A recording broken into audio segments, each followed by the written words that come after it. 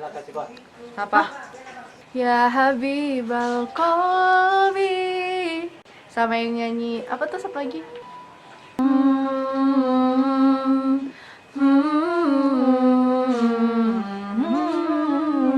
Kila hadil art. Halo semuanya, Sweki ini di sini.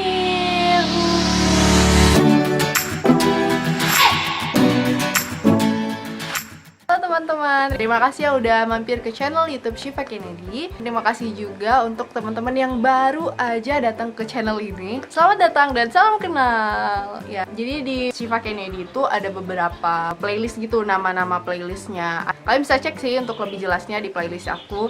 Ada yang diskusi yuk, ada yang School of Medicine, yes, ada yang traveling, sama ada yang daily vlog, dan ada sharing tips. Nah, jadi bagi kalian yang baru aja datang ke channel ini, selamat datang. Selamat datang, dan kalian bisa nonton videoku yang lainnya atau playlist-playlist lainnya, cek aja gitu di channel aku. Kali ini aku nggak sendiri, aku bersama, perkenalkan diri kamu.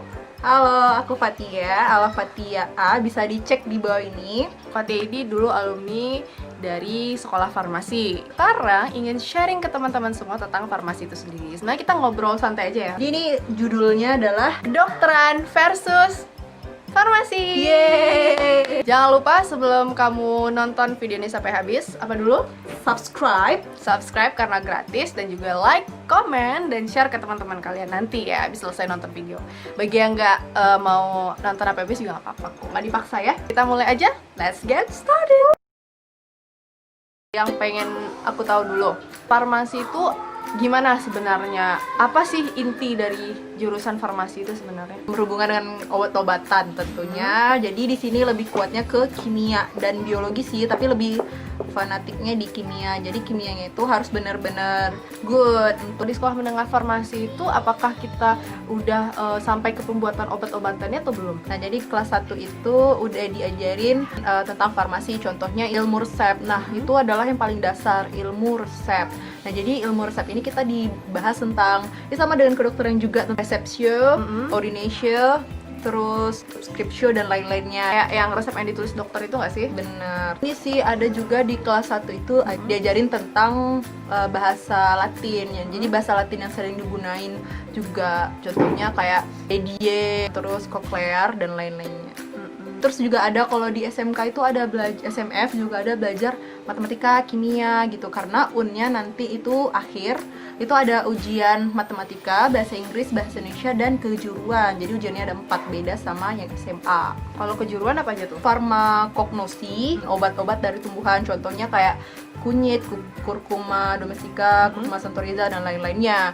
Terus ada farmakologi juga. Nah, farmakologi ini hubungannya erat dengan kedokteran. Reaksi obat di dalam tubuh. Iya, kayak farmakokinetik, dia bekerja di dalam tubuh, farmakodinamik. Dia juga belajar tuh tentang obat tradisional kayak jamu. Di atas tingkatan jamu ada OHT, di atas tingkatan OHT ada fitofarmaka OHT gitu. itu obat herbal terstandar. Bisa tahu ketika ngeliat kemasan, oh ini OHT gitu, yang lebih bagus daripada yang jamu misalnya gitu. Tingkatannya tuh lebih tinggi. Maksudnya gitu. jamu itu diolah dengan cara sederhana, sedangkan OHT sudah ada menengah ya kan, ada preklinik, pokoknya di pengujiannya.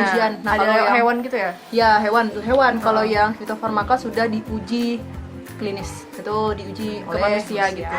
Aku sih suka itu sama praktikum resep, karena di praktikum resep itu kan kita jadi kayak ngeracik obat, terus kita nyari-nyari, itu seru banget guys. Kalau kalian udah pernah ngerasain yang namanya praktikum resep di labor itu gimana sih? Banget. Itu 4 jam berdiri dan gak ada duduk.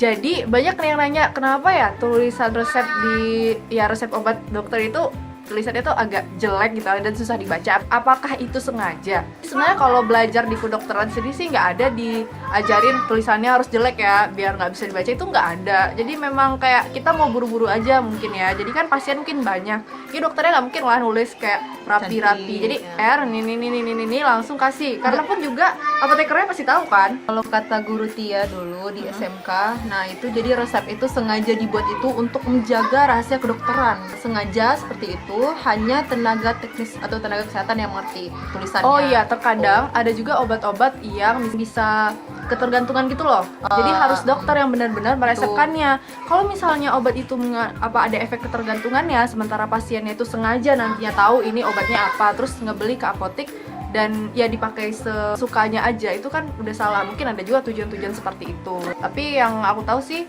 sebaiknya juga dokternya juga jangan jelek-jelek kali lah gitu ya. Nanti kalau jelek-jelek kali nanti kasihan apotekernya yang susah baca ini apa ya. Dan pertanyaan yang sering juga ditanyakan, bisakah lulusan SMK atau SMK farmasi lah, SMK kesehatan itu masuk ke dokteran? Pengalaman Tia gitu ketika mau masuk ke dokteran bisa nggak? Jadi pengalaman aku selama di SMK itu sebenarnya agak pesimis juga, nggak bisa lanjutin terutama ke kedokteran. Dulu juga aku mau lanjutin ke kedokteran kayak dokter SIPA ya kan. Tapi aku pikir lagi, ini pasti bisa. Ternyata sudah disurvei, kebanyakan itu sulit untuk masuk jalur undangan. Nah, kalian harus bisa mengejar gunakan jalur lain kayak Mandiri, SBM atau yang lainnya. Itu bisa ya? Kalau Bisa, SBM insya bisa Allah. kok. Tapi kalian harus benar-benar belajar. Dan itu teman aku benar dapat kemarin beasiswa dan dia ambil SBM di salah satu universitas yang bagus farmasinya. Kalau SNMPTN atau undangan mungkin masih terbatas gitu ya. Tapi untuk sekedar informasi aja, kalian masih bisa kok mencoba kayak dari jalur SBM ataupun jalur Ujian mandiri lainnya. ataupun ujian-ujian lainnya yang disediakan oleh universitas yang fakultas kedokterannya kalian tuju. Tapi tetap aja untuk masuk ke universitas itu kan kalian ujiannya bukan farmasi doang gitu. Kalian kan harus mengikuti ujian biologi juga, ngerjain soal saintek lainnya lah gitu. Tapi yang enaknya kalau kalian dari SMK farmasi dan lanjut lagi ke studi farmasi di S1-nya, itu paling kerennya ntar di semester 1 kalian udah jago guys. Dan yang SMA itu kayak gimana, tapi kalian udah jago. Ya, emang sangat direkomendasiin sih kan bagi teman-teman yang memang sekarang udah sekolah menengah farmasi. Kalian lanjutin aja ke bidang itu gitu, lebih mendetail. Menurutku kalau misalnya kalian merasa cocok, kalian fokusin ke sana aja gitu. Insya Allah apa yang kalian kerjakan sesuai passion kalian, itu insya Allah kalian akan berhasil di kemudian harinya. Bagi kalian yang tertarik sama farmasi ataupun kedokteran, silahkan komen di bawah. Silahkan sama-sama sharing pengalaman. Teman-teman juga bagi yang ingin sama-sama menyemangati temannya, ayo sama-sama kita doain semoga apa yang benar-benar diinginkan dan dicita-citakan dapat tercapai sesuai yang diharapkan tadi. Mungkin itu aja ngobrol-ngobrol singkat kita. Follow IG gua akoh @alafatia. Bye nih. Ya, dan jangan lupa follow my Instagram @syfkndi. Jangan lupa share ke teman-teman kalian. Dan jangan lupa subscribe atau langganan karena gratis. Dan kalian akan dapatkan pemberitahuan setiap kali Syifa Kennedy upload video. Bye-bye. Assalamualaikum.